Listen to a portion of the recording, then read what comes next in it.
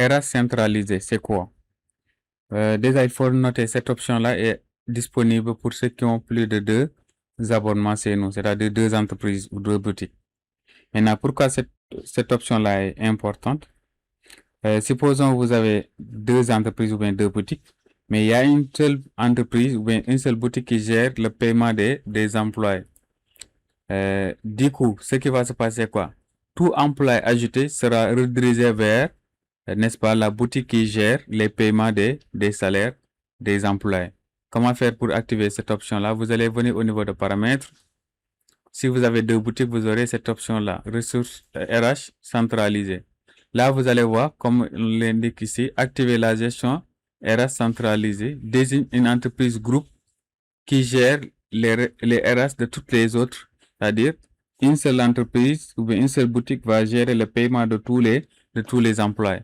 Je clique sur activer, puis je vais choisir l'entreprise qui va gérer, n'est-ce pas, le paiement de tous les autres boutiques. Voilà. Supposons, on va dire, c'est Outman DevSec qui va gérer le paiement de tous les employés.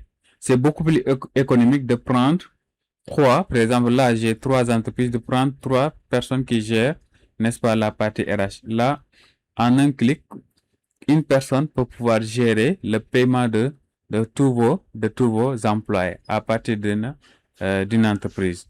Voilà, vous cliquez sur enregistrer qui est là. Maintenant, automatiquement, vous allez voir à ce niveau que certes, on a 3 boutiques qui sont là, mais la partie RH est gérée uniquement par l'entreprise Outman DevSec, c'est-à-dire tous les employés de gestion et station test et OSIX sont gérés par, n'est-ce pas, l'entreprise Outman DevSec. Donc, c'est Outman DevSec, l'entreprise Outman DevSec qui génère les paiements des employés. Donc, dans la prochaine vidéo, on va voir comment faire pour gérer l'audit de chaque entreprise.